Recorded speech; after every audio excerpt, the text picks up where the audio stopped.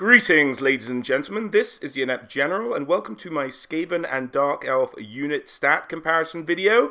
If you guys are looking for some more battle-focused videos, do check the top right-hand corner now, or the description below, for my Lord Skrolk quest battle and my Malekith quest battles, which I got an opportunity to play, thanks to Creative Assembly, and they're a lot of fun, guys. I recommend you check those videos out too. But in this video, we're just going to be going over some of the raw stats of the Skaven and Dark Elf units that we've been exposed to, or I've been exposed to so far. So let's start going down the list, shall we? And let's start with some good old Skaven. And I just want to go over a couple of special rules that the Skaven have. Well, not rules, but, you know, statuses that apply to a lot of Skaven units. And the first one of these is strength in numbers. Now, as you can see here, strength in numbers is a constant augmentation around Skaven troops as long as their hit points don't drop below 50%. And that gives them a bonus to leadership and a bonus to melee defense and a 12% reduction to speed. Now, the speed thing you might think is a bit strange, but the idea being that you also have this scurry away ability, which again is a constant augment around your Skaven troops when their leadership is high, and that increases their speed back up that 12%. So when they're full health and their leadership is high, they're having a whale of a time. They can keep moving as they do. They've got better melee defense. They've got better leadership. They'll last a bit longer. However, as the cowardly Skaven are wont to do, once some of their brethren start dropping, they will begin to quake in their little, well, I suppose they don't have boots, in their little hideous clawed feet, and turn around and scarper away if you kill enough of them. And I like that Creative Assembly have at least made an effort to kind of replicate this cultural aspect of the Skaven. So what you have is, so once your leadership starts taking a hit as the Skaven, once you start losing hit points, then you have to be very careful or the Skaven will run. So now those general rules are out the way, let's get on to the legendary lords, and we are going to start off with Queek the Headtaker.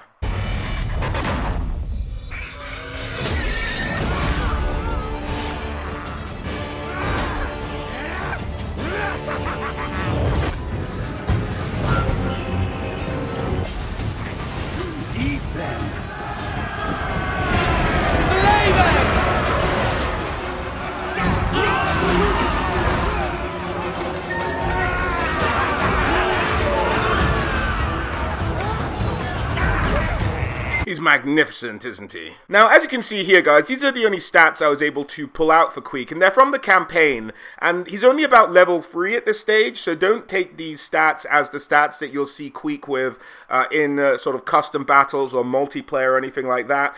This is just kind of where he starts out. Now, more interesting here perhaps than his actual stats, because those will all go up over time as his levels increase over the campaign, is perhaps the other stuff he gets. So army ability, number of uses +2 the menace below. Now, a lot of you might not know this already, but the menace below is an ability that all Skaven armies have to summon Clanrats from the idea being below the ground. Now, if you watch my battle videos, or even later on in this video, once we get to talking about the Clanrat stats, you'll see that the little tunnel kind of forms on the battlefield, and a whole regiment of Clanrats runs out sort of almost anywhere on the battlefield within a certain range. So that's absolutely fantastic and a fun little implementation, and allowing you as a Skaven player with even only 20 stacks, 20 unit blocks, to still get more troops in the battle, to really play to that idea that the Skaven armies just overwhelm you with the sheer numbers of rats they have, not necessarily the quality of their fighters or weaponry. So he gets 2 extra uses of that. So I think the standard is 2, so I think you start off with Queek and you have 4 uses of the menace below going forward, if I remember correctly. He also has +10 weapon strength against the greenskins and +10 weapon strength against the dwarves. Now this goes to the idea of Queek being the warlord of what they know as the City of Pillars, but what you and I might better recognize as Carrack 8 Peaks. And him, Belagar and Skarsnik are all in this three-way fight over Carrack 8 Peaks, and that's usually where he is. but for reasons in the story, as you guys will see in my campaign video where I put the intro for the campaign, he's been sent to the Southlands to start off his campaign, so that's where he'll be. He also gets plus 10 attack when fighting dwarves, and I imagine that's plus 10 attack when fighting greenskins as well, just because he spent so much time killing little stunties and greenskins down in Karak 8 Peaks. So that's fun, I like it, and minus 50% upkeep to Stormvermin and Clanrat. That's because he's kind of like the ultimate Stormvermin leader, really born and bred for battle. Ever since he was nothing but a little ratling, he's been trained to be the ultimate Skaven fighting warrior. So that's kind of who Queek is. So moving on from Queek, we have Skrolk. Now, Skrolk is the first agent of the Clan Pestilence. He's not the leader of Clan Pestilence, but he's kind of like the leader's right-hand guy. And here we see that Skrolk is a spellcaster. He has the Lore of Pestilence.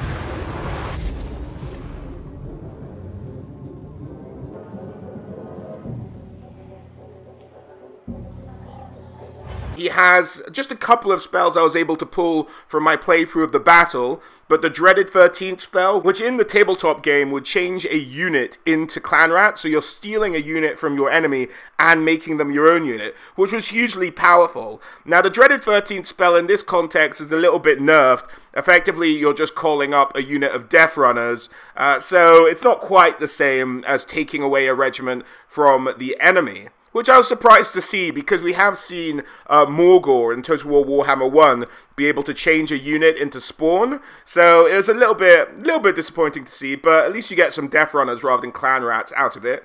Also the Breath Attack, Pestilent Breath, and Plague, which is a Vortex spell which he can summon down.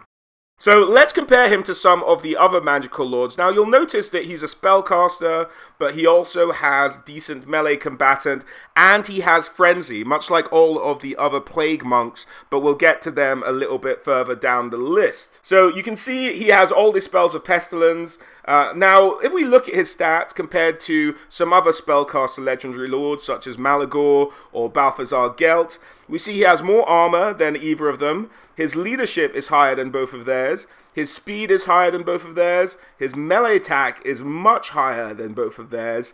But his melee defense is also a little bit higher. And his weapon strength is significantly larger at 434. Now, this puts him, he's decent. You can put him up in the front row, he will swing about, and he can do some work. So that's good to know. Now, one thing I'm surprised to see, and it actually comes up a little bit later, is the Plagueclaw catapult. The plague monks with the censers, I think it is. I can't remember the actual word for the weapon. And all have this ability, which is kind of like a pestilence ability, which is unique to the clan, which is where they have just their disease, and it's meant to be symbolic of that. And that does not only physical damage, but damage to leadership. I'll demonstrate that a little bit later in this video. But I'm surprised they didn't give it to Lord Skrolk. He really should have it, and I hope they change that some point before release. But that's just something I noticed when going through this list. But that is Lord Skrolk for you. So next up, we have Malekith, the Witch King, the ruler of the Dark Elves, the moodiest emo kid you ever met, just plowing through enemies where you see him. Now, let's have a look at some stats of Malekith on his dragon, and we'll take it from there and compare him to some other flying legendary lords. Now, Malekith has the lore of dark magic. So that's kind of the Dark Elf equivalent of high magic. So it's not shadow magic, it's something completely different. So let's have a look at how some of Malekith's spells have worked out, starting at the top with Power of Darkness. Now this seems to be a kind of just a power increase. Now it's weird that it's in the spell section, but there we go. And that allows you to target an ally, and it greatly increases their power reserves. I assume you can target yourself with it, and your power recharge rate. So moving on from that, that's a bit of a strange one. Only 3 uses in battle, it looks like. So moving around from that, we have Chill Wind, and we've seen wind spells before, so it's good to see Malekith with one, just casting a massive line of frozen ice down on the ground, does a lot of damage, does magical damage, large area of effect, 100-meter range on the ground, so that's pretty good. We've seen wind spells before. Words of Pain, a Hex, minus 44 attack, minus 40% accuracy, so good on either missile units or melee units, pretty handy to use for both.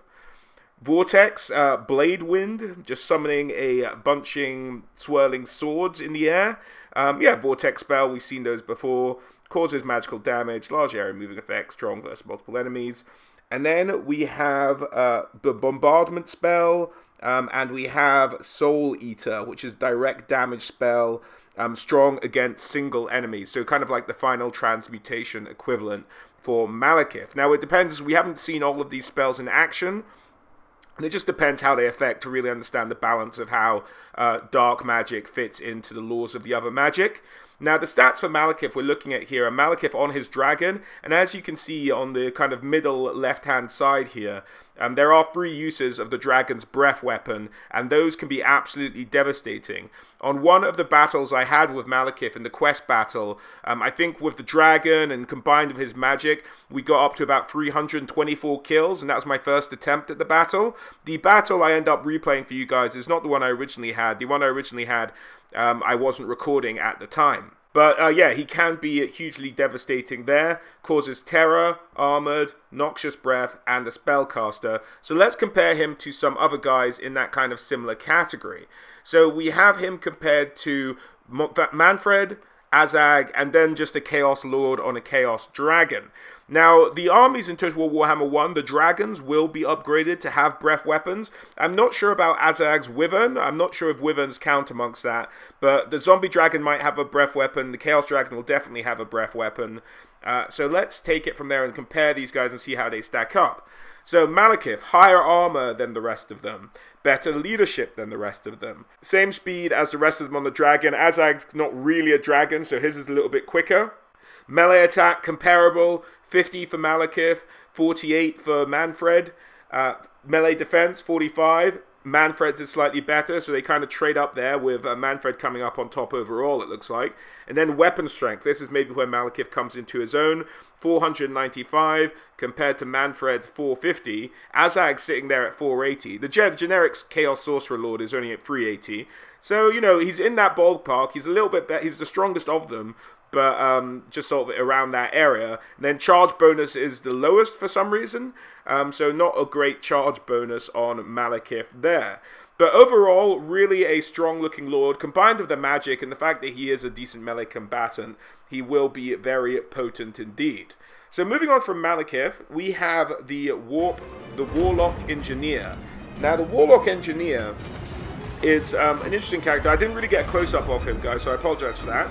But he does have the spells of Ruin on him, or at least he had a handful of them. He doesn't have the whole lore, I don't think. I think you'll have to have a Gracier with that lore to get the full lore of Ruin, to get all of the spells in that lore. But we have Skitterleap, which I'm a little bit disappointed at, but it's an okay implementation. Now, Skitterleap in the tabletop would allow you to magically teleport a hero unit, but unfortunately, it just puts them into hiding and gives a unit stalk. Now, that makes it a bit more applicable to, say, other actual ally units rather than just heroes. So that could be actually a bit more practical to be able to just hide a unit for a little while. But yeah, effective range, gives them stalk for a little while. They can run around the sides, do some damage, and come back in. But it only lasts, I suppose it lasts a full minute, so you can move people quite a fair ways in a full minute in a Total War Warhammer battle. We also have Crack's Call, which is a wind spell, it looks like. And yeah, causes magical damage. We've seen those before. We also have Doom Rocket. Now this is devastating. You guys saw the Doom Rocket a little bit in the battle a little bit before when we were talking about the Warlock Engineer. But that can be hugely devastating. It's only one use, so use it wisely. I kind of took advantage of my battle because there was a bug in the preview build that allowed me to just spam it. So I took advantage a little bit in my battle there. But otherwise, it's a very devastating spell. And if you check out my Skrolk quest battle, again, you'll find a link down in the description below. You'll see me abusing that Doom Rocket, and it does a lot of damage. Skaven Brew makes the hero himself gain 44% melee attack, 22% weapon damage, 53 seconds, immune psychology, but minus 30 armor. So it actually makes you a bit more vulnerable, makes you kind of lose your head a little bit and go charging in. And Death Frenzy. An augment charge bonus, melee attack bonus, weapon damage bonus, and immune to psychology. Warp Lightning. Now, Warp Lightning isn't a magic missile, which I was actually a little bit surprised at. It doesn't fire in a straight line. It looks like it's a bombardment spell. So the Warp Lightning will come from above. I'm not sure how I feel about that. I don't think that's the way it's sort of meant to be going. It's meant to kind of, yeah, be, as in this image, be kind of shoot out their claw towards the enemy. So all pretty handy spells for the Warlock Engineer to have. So looking forward to using him in battle. Apologies for not getting a close-up on him, guys, in the capture. It just didn't occur to me at the time. And as you guys who have maybe seen my battle already, you'll notice I actually kind of forgot he was there and don't bring him into the battle until towards the end. So now we've done the lords and the heroes, let's move on to the units a little bit, shall we? And the first unit up, let's start with the big boy himself, the Hell Pit Abomination.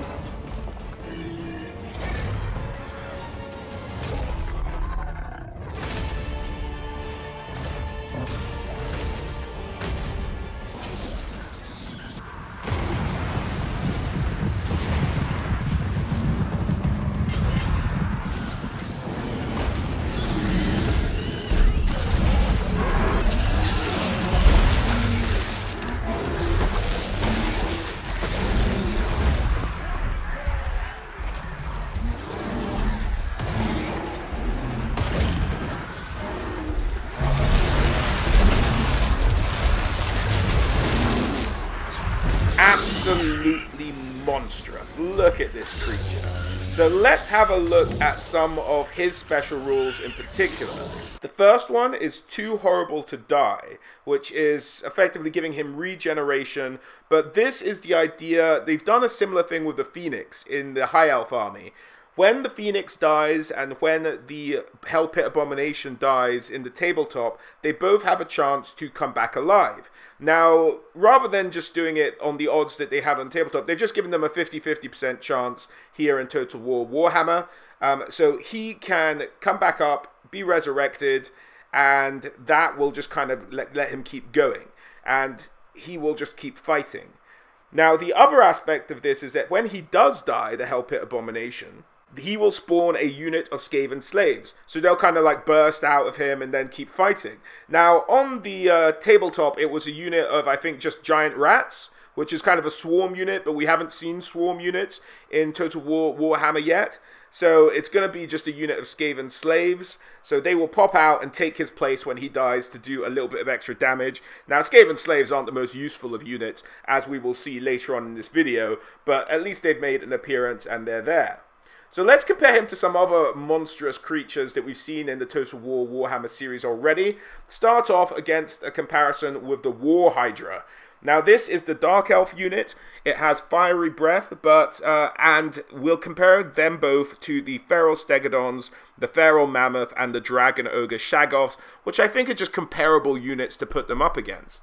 So as we can see, 50 armor is the same with the Hell Pit Abomination as it is with the War Hydra, much less than the Feral Stegodon, more than the Mammoth, same as the Shaggoth. Leadership, 103 for the Hell Pit Abomination. It isn't going anywhere anytime soon. Out of the leadership vault, that's the highest by a fair amount of all of these units. Speed, 58. It's quicker than the War Hydra, quicker than the Feral Stegodon, quicker than the Feral Mammoth, not as quick as the Dragon Ogre Shaggoth. Melee attack, 30. Way lower than the War Hydra. Slightly higher than the Feral Stegodon. Higher than the Feral Mammoth. And lower than the Dragon Ogre Shaggoth. Melee defense, 30. Again, higher than the War Hydra. About comparable to the Feral Stegodon, a little bit higher. Same as the Feral Mammoth. And much lower than the Shaggoth. And then you have weapon strength 500. That is the highest, except for the feral mammoth at 525, who is, we've seen what mammoths can do in the Norscan army. And then charge bonus 25, pretty low for a creature of this size, comparably to the rest, with the devastating charge of the mammoth and the good charges of the Shaggoth and the Stegodon themselves. War Hydra again on the weaker side of the charging, but the War Hydra does have the fire weapon, which could make it potentially even more dangerous. So that's how the Hell Pit Abomination stacks up. There's some great animations, if you guys have just seen, for the Hell Pit Abomination. I love that the big creatures have their own kind of unique animations when fighting against each other now. I think it just looks amazing, and I can't wait to use this guy in battle. I have used him in battle, and he just gets work done for you. A very solid fighting performance. So let's move on, but stick with the big boys of the group, and we will move on to the Rat Ogres.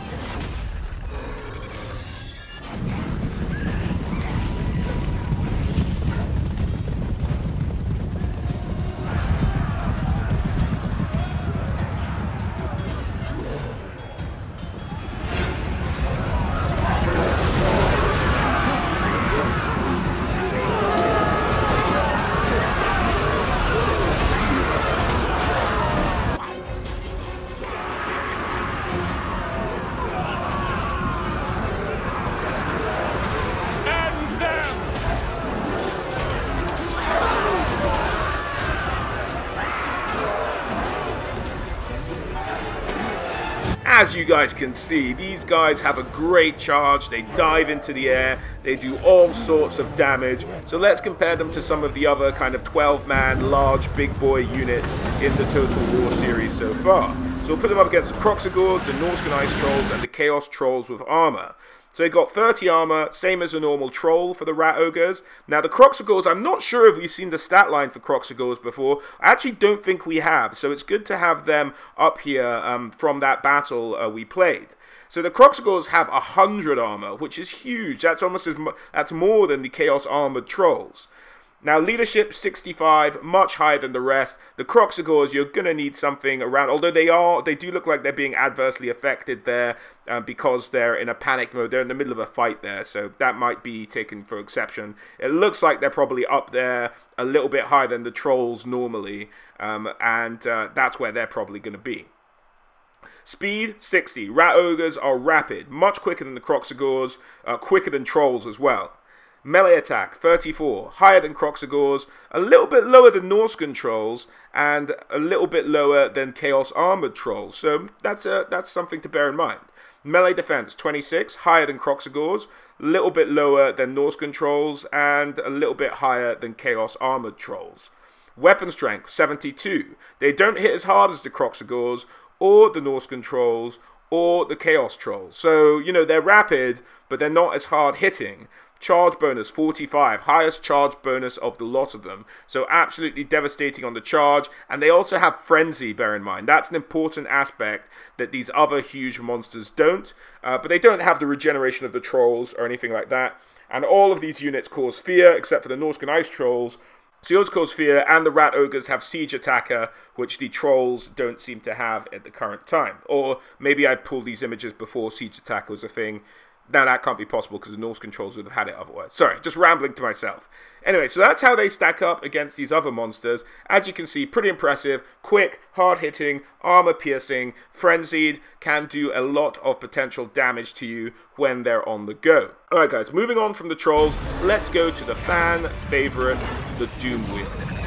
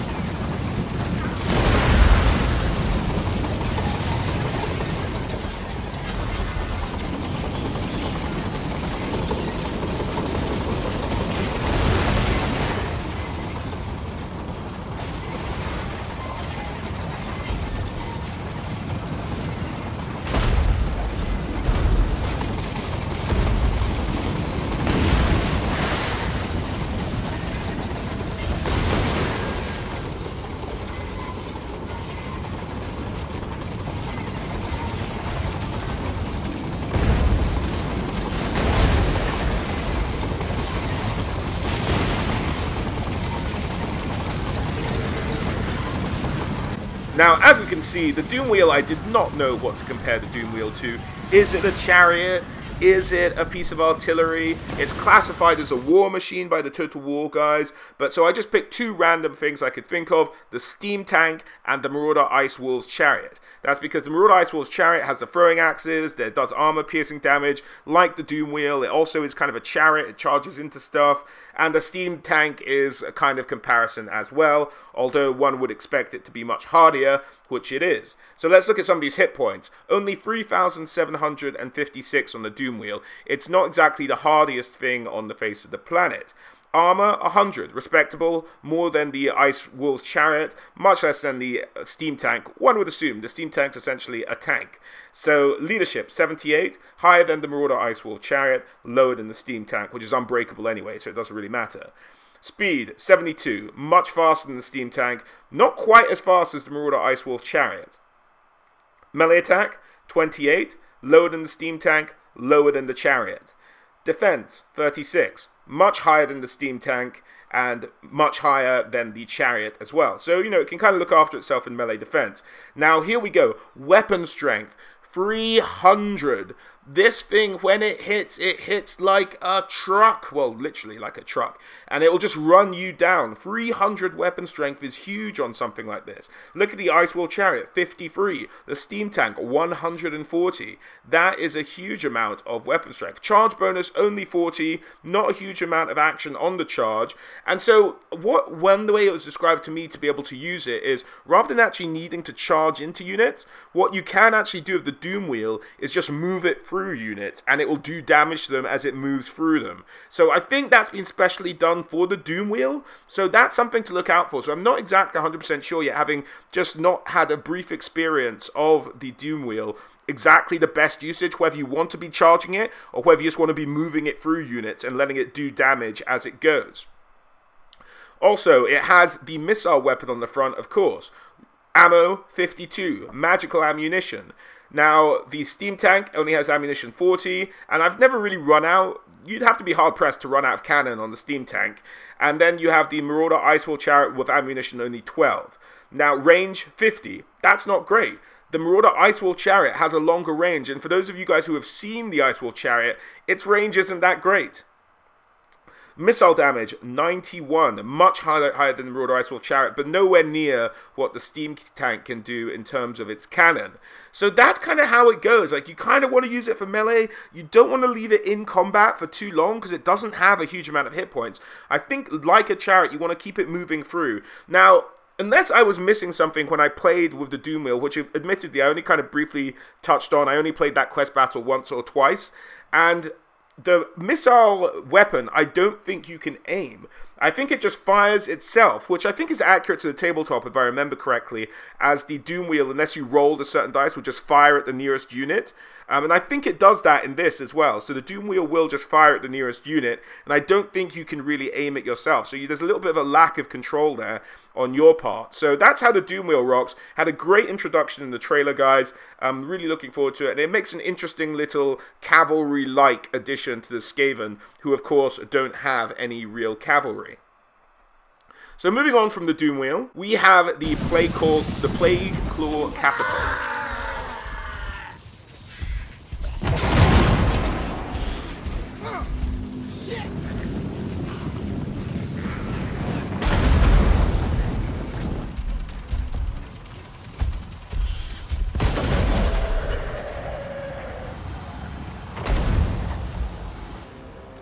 Now, as you can see here, the Plagueclaw catapult will about to annihilate the morale of this unit. Now, this thing does that damage I was speaking about before. It's called Plagueclaw Contagion here, and you'll see next to missile damage, there's a little icon which I don't think we've seen before. And that icon is representative of this warpstone dust and var contagions are amongst the ingredients of the catapult's liquid missiles exposure, which does horrendous things to bodies and minds alike.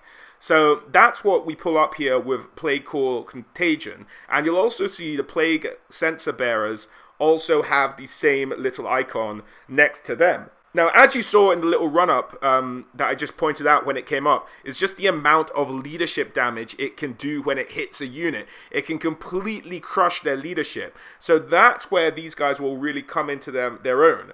Now, comparing them against some of the other catapult-like units, we've got the Grudge Thrower, the Goblin Rock Lobber, the Field Trebuchet.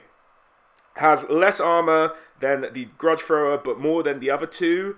It has more leadership by 1 than the Grudge Thrower, which is pretty good, because seeing they're dwarves. And then the other two are kind of falling behind. Speed 20, same across the board. Melee attack 15. I think that's pretty much the same as the Grudge Thrower. Lower, the other two are lower. Melee defense 17, same as the Grudge Thrower. The other two are lower. Weapon strength 26, a little bit lower than the Grudge Thrower, a little bit higher than the Goblin Rock Lobber, and a little bit lower than the Field Trebuchet. Charge bonus doesn't even matter. Ammunition 22, same across the board for all of these weapons. Range 400. Now it has the same range as the Goblin Rock Lobber, but less range than the other two. And the missile damage is 167, and that is by far the highest of all of these. And it does that leadership damage as well, which is just potentially devastating, as I pointed out in the little clip before. But that's it, guys, really. The Goblin Rock Lobbers and the rest of them have the higher range, if not matching range, but this does that leadership damage. But there are less of them as well. Bear in mind that there are less of them. Now, I think I've done my best to find comparable unit size, and I think this is right on. So there's actually 1 less firing catapult than you'd find with the Grudge Thrower, the Rock Lobber, or the Field Trebuchet, which slows its rate of fire, which is maybe the compromise for the higher missile damage and the leadership loss as well. So it's just something to bear in mind for the Plagueclaw catapult. Moving on from the artillery, we have the Stormvermin.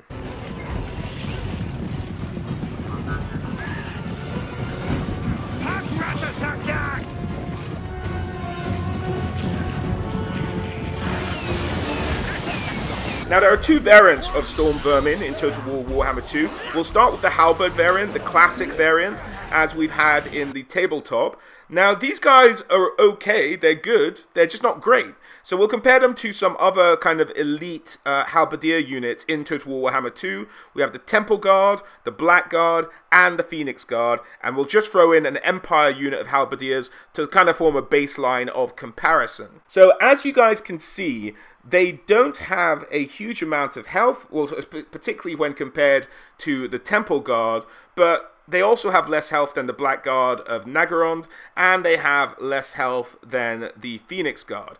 They actually even have less health than the normal Empire Halberdiers while we're at it.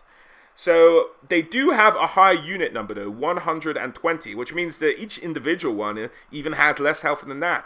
So their armor is 90, which is pretty high, higher than the Temple Guard, lower than the Black Guard, lower than the Phoenix Guard, much higher than the Empire Halberdiers. Leadership 79, isn't great, second last only to the Empire Halberdiers. Speed 36, although I think that's being debuffed at the current time in the battle I took this from, so it might be a little bit higher than that, which actually puts them, even with the debuff on them at the moment, puts them a little bit higher than the rest of the units there. Melee attack 22, which is lower than the Temple Guard, lower than the Black Guard, lower than the Phoenix Guard, and even lower than the Empire Halberdiers. Melee defense 40. I mean, lower than everyone except for the Temple Guard, which they beat a little bit. Weapon strength 27. That's lower than everyone and only on par with the Empire Halberdiers. And then charge bonus 12.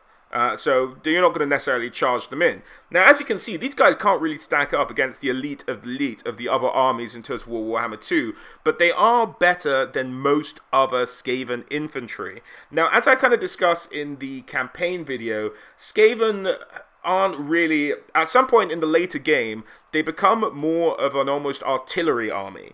At the beginning of the game, you're just fielding numbers and numbers and numbers of just Clanrats and gutter runners, and you're just spewing them out. But later in the game, when you have the Stormvermin, they will get work done. They are armor piercing. They are anti-large. They are armored. They will get work done for you better than most. But when you compare them, don't be necessarily building all Stormvermin armies at the end game, they might not stack up that well against the infantry, the end game infantry of other factions. That's all I'm saying. But they are pretty good compared to other Skaven infantry units. So moving on from the halberd version, let's have a look at the Stormvermin with sword and shield. Now, I know this is an image of just them with the halberds. I didn't actually get a chance to see what the Stormvermin look like with the sword and shield during my time with the game. But let's compare them to some other sword and shielded units, kind of in the medium to high tier. So we have the Saurus Warriors with shields, which are the Lizardmen unit, of course. And then I just threw up Graveguard and a unit of Chaos Warriors, just to compare them to. So armor-wise, 90, with shields. That's higher than the Saurus Warriors with shields, and lower, or kind of the same as the Graveguard, but Graveguard have better missile defense, and, you know, comparable to Chaos Warriors. Leadership, 60, lower than everyone apart from the Graveguard. Speed, 40, higher than everyone. Melee attack, 28, kind of higher than the Graveguard, lower than the Chaos Warriors and the Saurus.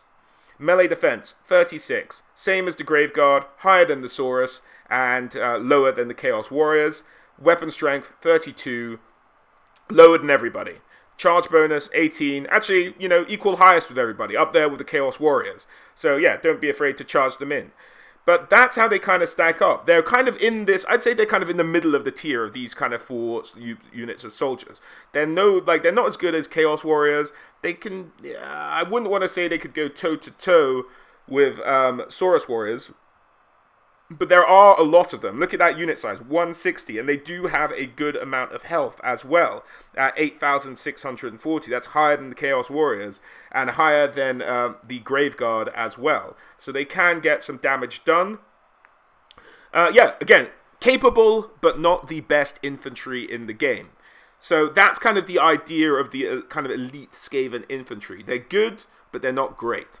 So let's move on from the Stormvermin to the Plague Monks. Now the Plague Monks are kind of a frenzy, lunatic, stabby guys. They're from Clan Pestilence. They're trying to infect the world with disease so that Skaven can rule over the entirety of it by themselves.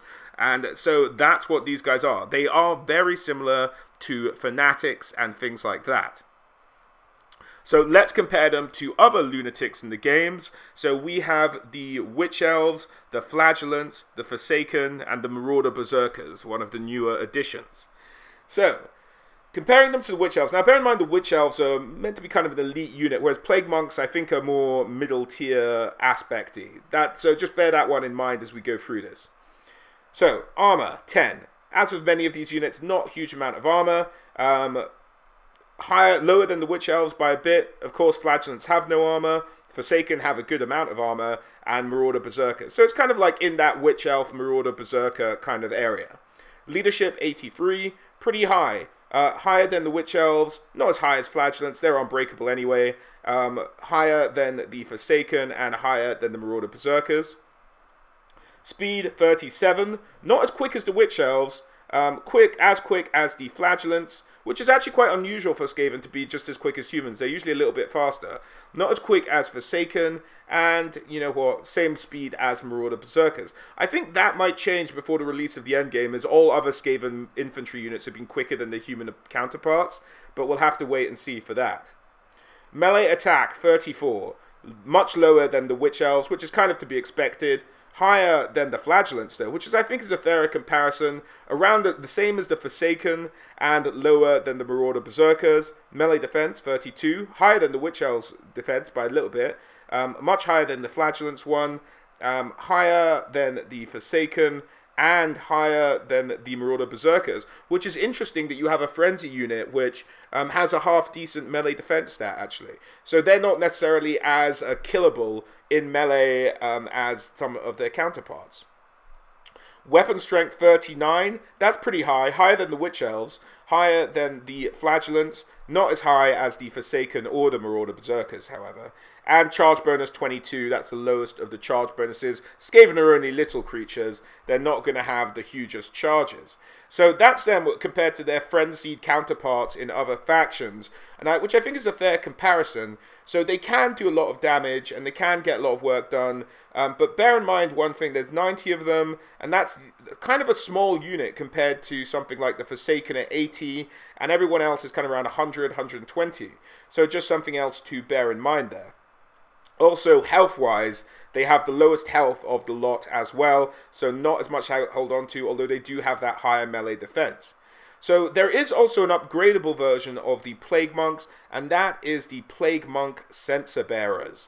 Now, these guys are the kind of elite of the lunatics of the Plague Monks, and they have a couple of aspects as well. Here it's called the Plague Censer, but like with the Plagueclaw catapult we've seen before, this means they do not only magical damage, but they also do morale damage as well. So that's what the Plague Censer is about. So these guys are potentially hugely devastating. So let's compare them to the same units we just compared the other guys to.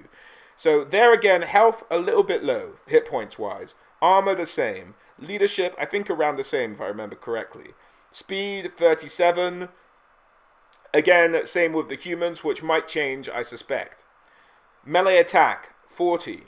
Now, that puts them much higher than everyone. That puts them back on par with Marauder Berserkers, higher than Forsaken, higher than Flagellants, still lower than the Witch Elves, fair enough. Now, melee defense, 34. Higher than everyone. Weapon strength, 43. So that puts them above, again, the Witch Elves and the Flagellants, but lower still than the Forsaken and Marauder Berserkers, and charge bonus 26. So they're a bit better, I think, if I remember the stats from the previous one correctly, but where they come into is with that weapon. So that weapon they do armor piercing as well, and hits morale, and does magical damage. That's just a lot of extra additions to throw on there with Frenzy. These guys will get work done for you, believe you me, but still can be peppered down with missiles, and due to their low health, like, I think that's how you have to do it, because they're even more resilient in melee. With that higher melee defense than most other units of this kind, you kind of want to pepper them down with missiles. That's the approach to take. So moving on from the Plague Monk Censers, we will look at a Dark Elf unit here, the Black Ark Corsairs. Now, these guys are not kind of frenzy double infantry, but they are anti-infantry damage dealers. 2 weapons, no shields. Let's have a look at some of the stuff they do. Now, we do know there is a greatsword variant of these guys, I believe from the Dark Elf army reveal, which if you haven't seen, guys, do check the top right-hand corner. But other than that, let's take a look at their stats compared to some other units which aren't frenzy, but are also kind of double weapon dealing badasses.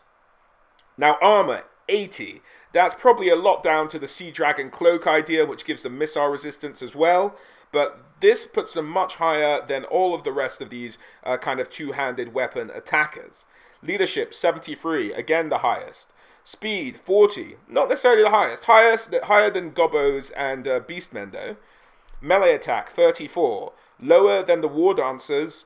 Higher than the Nasty Skulkers and higher than the Goreherd. Now, the Nasty Skulkers and Goreherd are kind of cheaper units, so do bear that in mind. Now, health-wise, they're not the best. They're higher than War Dancers, but lower than the other two. But they look sort of stat-wise a little bit better. Melee defense, 30. Lower than War Dancers, higher than the other two. Weapon strength, 28. Lower than War Dancers, higher than Nasty Skulkers, and lower than Goreherd as well, actually, interestingly. Charge bonus 16, that's the lowest of the lot. So, you know what, comparably, just with that low health, I think they'll do well. That high armor is the key thing, though. These guys will be more resistant to missile damage, more resistance to damage in general. So you really actually, for a... interestingly, for kind of a dual sword unit, you actually need to put armor piercers against them. Usually with dual sword units, you can just send anyone against them. You can send another dual sword unit, frenzied flagellants, whatever you can. People who just do damage can kind of whittle them down, if not missiles themselves. But here, these guys will be more resistant to missiles and more resistant to you just sending in any old unit. You probably should put in armor piercing against them. So that's the Black Ark Corsairs, guys, doing a lot of damage. A very interesting little unit there. Next up, we have the Har Har Ganeth Executioners. Now, we saw a little bit of them just then, and these guys are the great swords of the Dark Elves, and they will be doing a lot of kind of damage, armor piercing, of course, anti-infantry, murderous mastery. Now, we spoke about this during the Dark Elf reveal video, which again is in the top right-hand corner or down in the description below. And this is where the more killing they do, the better they get. They get stat buffs for the more killing they actually go through, which is kind of fun. And they have real high armor. Let's compare them to some other units. So we have the Swordmasters, the High Elf kind of great sword unit, and we have the Empire great swords and the Grave Guard with great swords as well. So let's go through it. They have the lowest health except for the Swordmasters out of a lot of them. Fairly fragile little elf things. Highest armor by a good degree, 115 armor there. Leadership 87, the highest as well. Speed 31. A little bit slower than the Swordmasters. I suppose the idea there is that because they are wearing the much higher armor. Melee attack 36, same as the Swordmasters, higher than the other two. Melee defense 36, lower than the Swordmasters, who I suppose are, the idea is that they're a little bit more skillful than the Executioners. At 42, higher than the other two. Weapon strength 42, highest of all of them. Charge bonus 24, highest of all of them. So great charge bonus, great weapon strength, really offensive with that high armor value, just keeping them going for even longer so they can get that murderer's mastery. Get that buff going, and these guys will be a force to be reckoned with. So I'm very scary little unit here on the battlefield are the Har Ganeth Executioners. Next up, we have the Dark Riders with repeater crossbows. Now, these are light cavalry. There is a missile variant, which are these ones, but there will also be a melee variant, but we don't have the stats for them at this time. But let's have a look at what these missile cavalry can do compared to other missile cavalry. So we have them up against the Glade Riders, the Marauder Horsemasters, and the Outriders.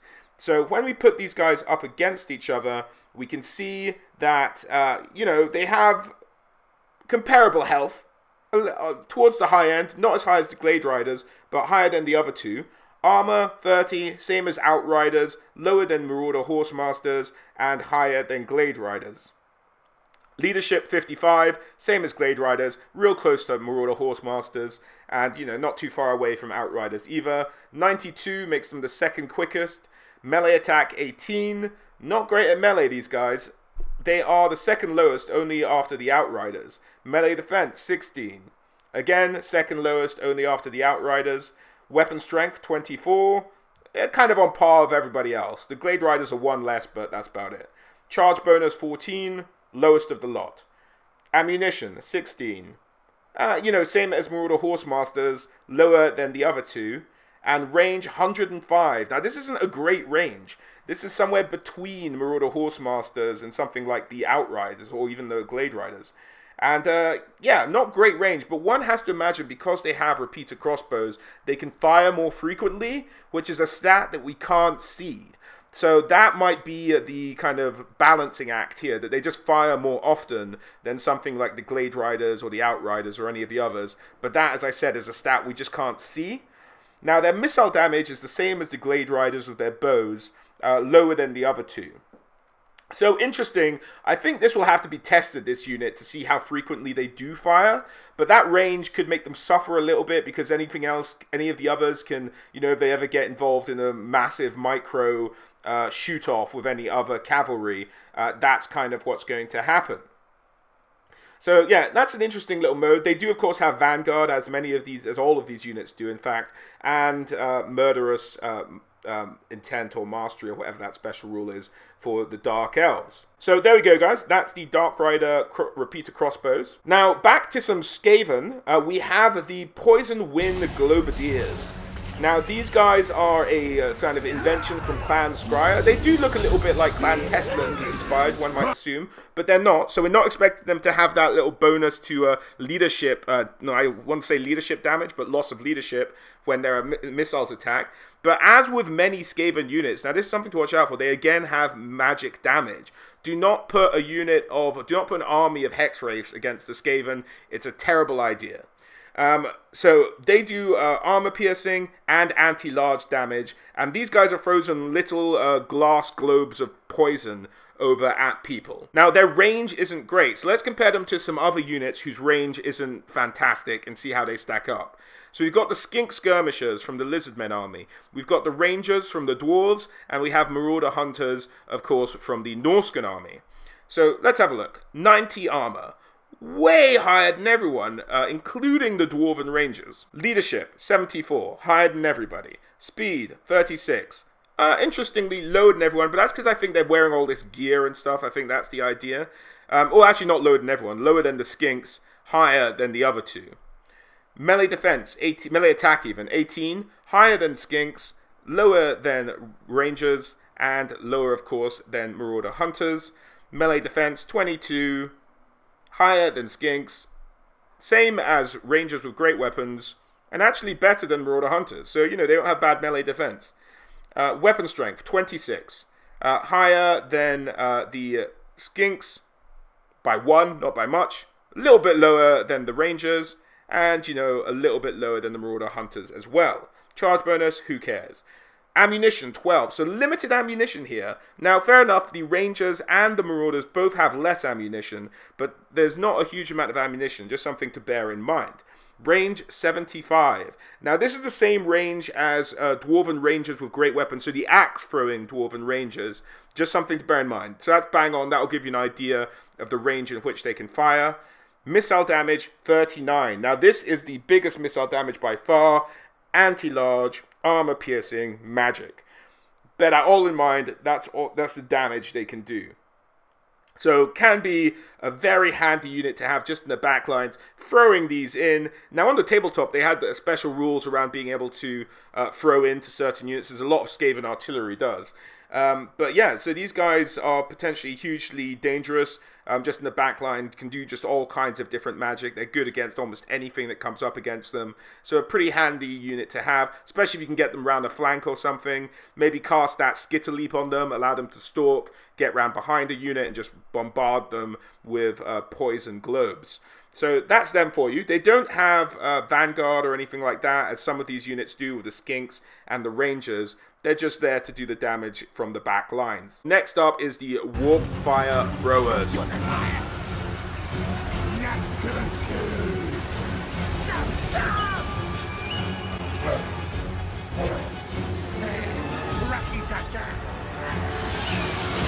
As you guys can see, these guys can do a lot of damage, a lot of arc of fire.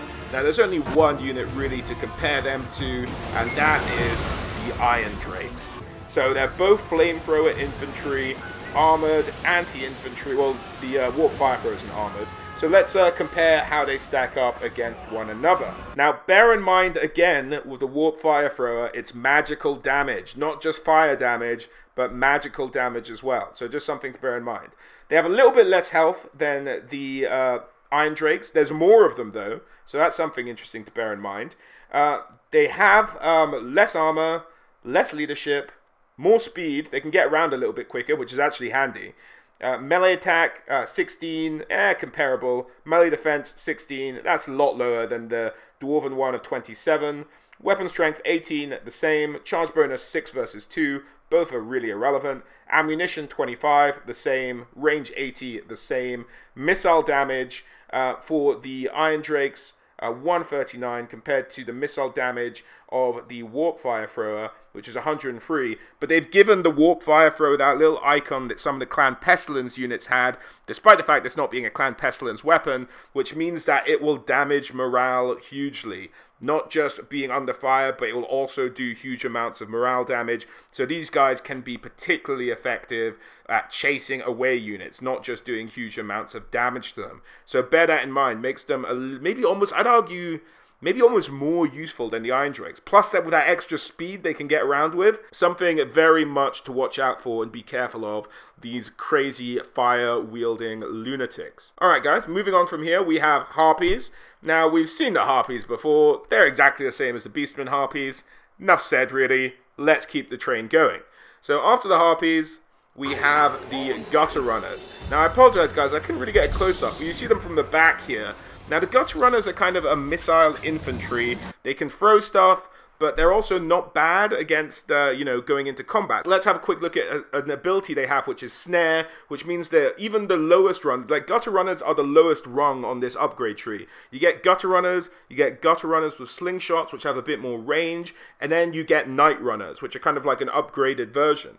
So bear that in mind. So these guys, even the lowest tier, have hex and area to stop people in place for 9 seconds. That is a great little ability to have when you're trying to pepper them down with missiles, get something maybe a bit fiercer in against them. You're waiting for dragon ogres to come across from, not dragon ogres, rat ogres, sorry, to come across from the other side of the battlefield. Whatever you need, really, and that's what these guys can just hold up a unit for 10 seconds at a time, and I think that's a reusable skill, actually. So once that recharges, they can do it again, which means they could really slow down enemy units, particularly if you're coming in a column or anything like that. So a danger to watch out for there. They also have some physical resistance. I think that's the icon for 30% or 20% physical resistance. Again, something to watch out for. And of course, Vanguard. But let's compare them to some similar units. So here we are comparing them to Skink Skirmishers, Rangers with Great Weapons, Marauder Hunters, and Marauder Hunter Javelins. Now I picked this because the normal Gutter Runners, just as they are, stock, don't have a great range. So I just wanted to compare them to other similar things without great range. Now their range is 70. Skink Skirmishers have a better range. Rangers are around the same at 75. Marauder Hunters with axes are a little bit lower at 65. And Marauder Hunters with Javelin are much higher at 90. Now, the important thing to bear in mind with these guys is maybe, well, let's start at the top. Why not? We'll deal with the important stuff when you get to it. Armor 20, comparable to most of these. I mean, there's some 30, 40 with the first two, but then we're down to 15s for the Marauders. Now, 73 leadership is the highest of the lot. 43 speed, and I think that's being hit by a debuff, so I think they'll be a little bit quicker than that. 26 melee attack. Now, this is higher than everyone except for the Marauders.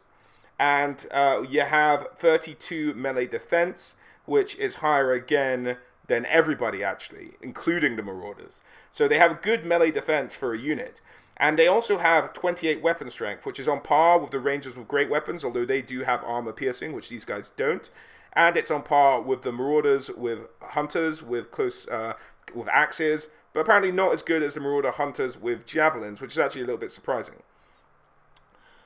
Charge bonus 12, doesn't really matter. Ammunition 10. Now that's higher than some, lower than others, not as much as the Skinks, of course. The Skinks being almost pure missile, though. And range 70, we discussed that. And missile damage 21. Now the important factor I want you guys to remember here is the melee attack and melee defense at 26 and 32 being relatively high, being around the same league as Marauder Hunters and Marauder Javelins, who do actually quite well in melee combat. So let's jump to the other variety of Gutter Runners, which is them with the Slingers, which means they do poison damage both in melee and in missile damage. So that's a bit handier. Now these guys have the same melee attack and melee defense as their shorter range throwing star cousins.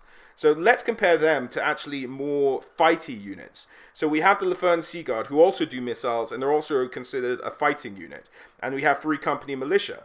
Now the other two are just kind of range comparisons and damage comparisons, with the Night Goblin Archers with poison, and the Peasants with their range of 160. So again, let's start at the top and work our way down. Armor 20, we've seen that.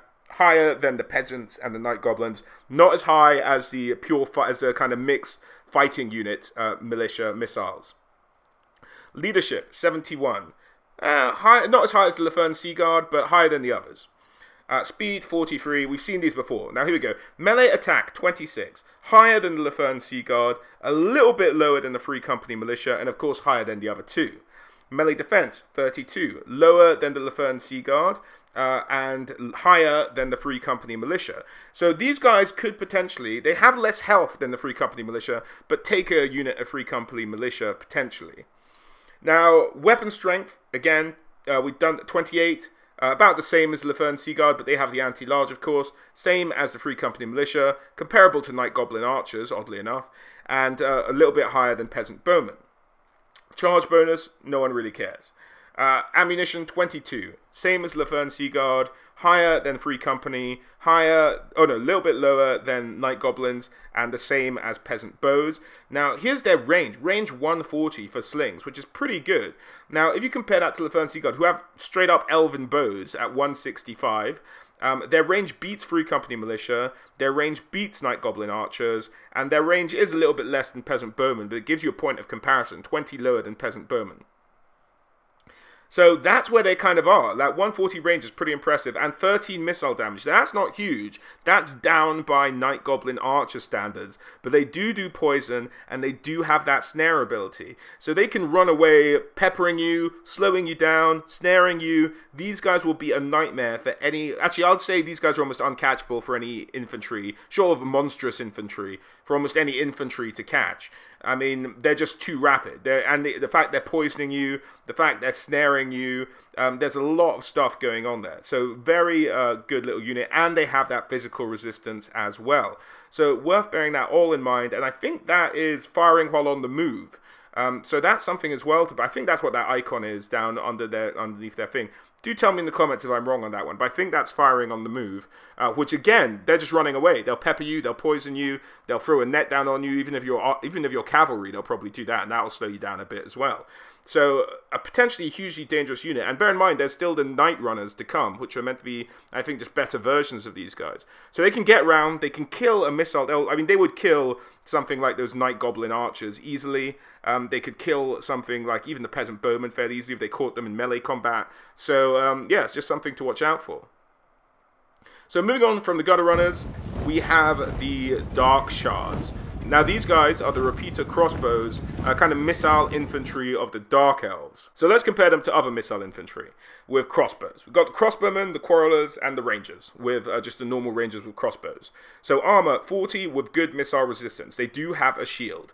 Now that's not as high as quarrelers with armor, but they have less missile resistance, and it's about the same as rangers, but the rangers again have less missile resistance. Leadership 63, that's up there with the dwarves. Speed 33, as quick as the crossbowmen, but they're carrying shields, I suppose, so that means they're naturally a little bit quicker. Melee attack 18, higher than crossbows, higher than the dwarves. Melee defense 24. Not as high as the dwarves, but higher than the Empire crossbows. Weapon strength 24, same as Empire crossbows, and you know, a little bit lower than the dwarves. Charge bonus doesn't really matter for these guys. Ammunition 18, that's the lowest ammunition except for the rangers who they're tied with. Range 124. Now this is a this is again, I think this comes down to the idea of the hidden stat, which is frequency of fire, how often they fire. And I think the repeater crossbows will come down on top here, and that's why their range is much lower than any of the other crossbows. All the other crossbow ranges 160, these guys 125. So here's something bearing in mind until we see how quickly they fire and someone does like a video of them firing comparing to other units firing and how often it happens. We're not sure what the damage output is there for them. But their missile damage is also a little bit higher at 23, and compared to all the other crossbows, they're the only ones with armor-piercing missiles. So that's pretty important as well. They're armor-piercing crossbows, and that's pretty cool. So moving on from this missile infantry, let's go on to like the bulk of any Skaven army. Okay, ladies and gentlemen, next up we have the Cold One Riders from the Dark Elves. Now, these guys are looking horrendous with their black plate armor, but let's compare them to the Cold One Knights from the Lizardmen and the Silver Helms from the Elves, as well as the Black Knights and the Empire Knights, just to give us a base of comparison from Total War Warhammer 1. Now, as we can see, their armor is high, but not as high as the Lizardmen armor, but their hit points are higher, and they have both the same amount of units in a regiment. So they're 48, so it looks like that's going to be the same across the board for Cold One units, compared to a cavalry unit's usual 60. Leadership 83, which is about on par with Cold One Knights and Silver Helms from the Lizardmen and the High Elves. A little bit higher than the Black Knights, and a little bit higher than the Empire Knights from the first game. Speed 66, that's about the same pace as an Empire Knights unit. Melee attack 20. Same as the Lizardmen equivalent, a little bit lower than the Silver Helms from the High Elves, lower than the Black Knights, and lower than the Empire Knights, interestingly enough. Melee defense 24, again exactly the same as the Lizardmen, and it goes down a little bit. It goes up even, sorry, a little bit for the Silver Helms, and it's lower than the Black Knights and the Empire Knights as well. Interesting that. Weapon strength, now this is where they come into their own. 40, not as high as the Lizardmen, lower than the Elves, which have one of the lowest actually. The Elves are on par with the Empire Knights. They'll hit more often, but hit for less amount of strength. And the Black Knights at 38. So that's good. That's where they come into their own. And their charge bonus, 42. Less than the Lizardmen. So a dinosaur on a dinosaur is more threatening than an elf on a dinosaur, which is fair enough. And it's about the same charge bonus as the Silver Helms, who are actually a shock cavalry they're listed as there. And, you know, higher than both the Black Knights and the Empire Knights. So pretty solid. Hit hard. Do a lot of weapon damage, but aren't necessarily the most skillful at actually landing those hits or parrying hits coming in at them. Thusly, maybe a bit more reliant on their armor. They both have shields, unlike the Silver Helms. I think the Silver Helms do have a shielded variant for the High Elves, but that's how the Cold One Riders stack up for the Dark Elves. The Clanrat.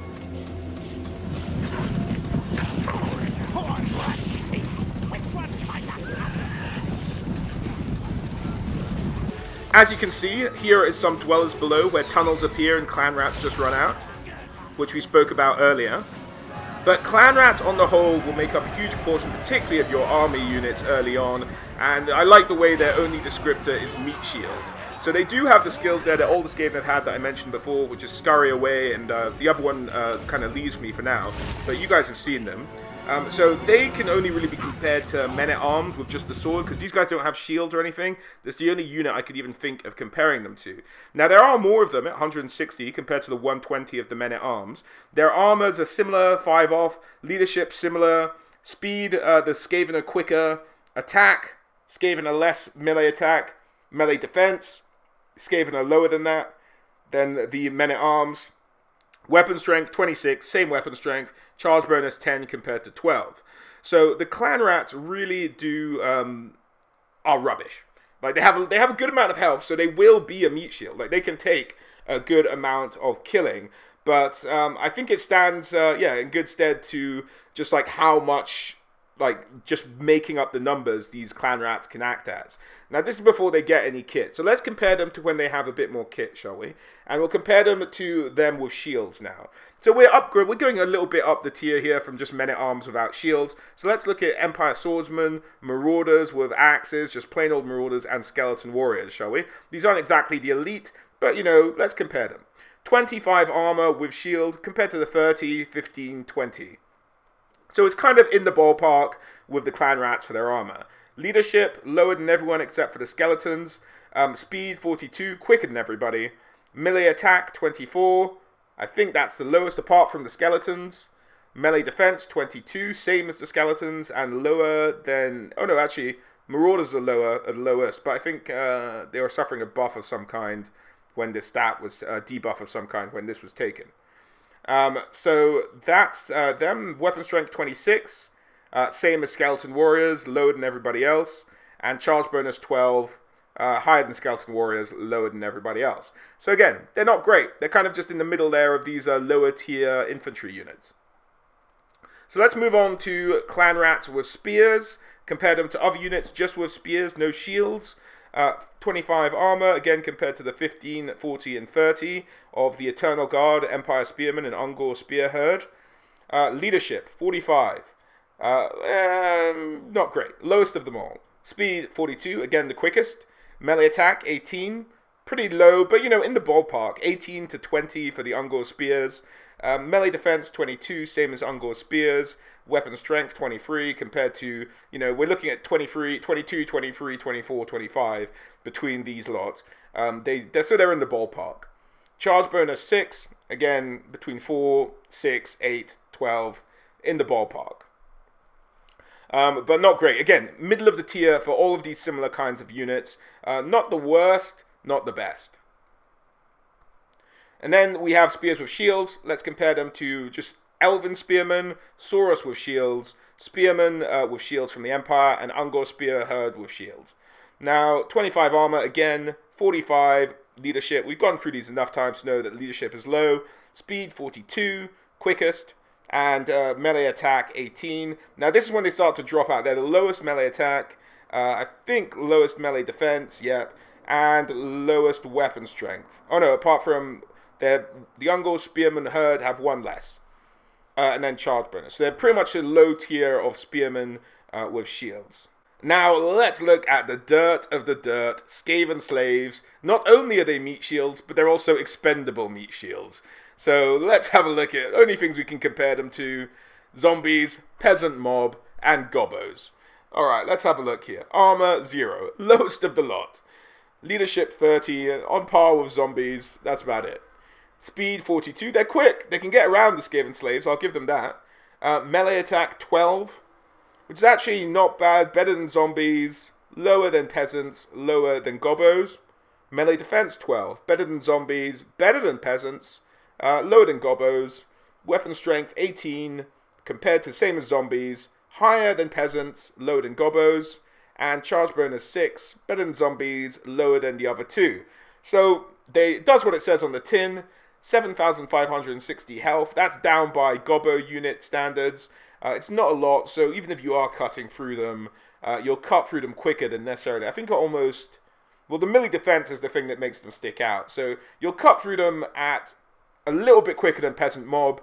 They'll last a little bit longer than zombies. I think they'll sit in between there somewhere in terms of how long it takes a half-decent unit to cut them down.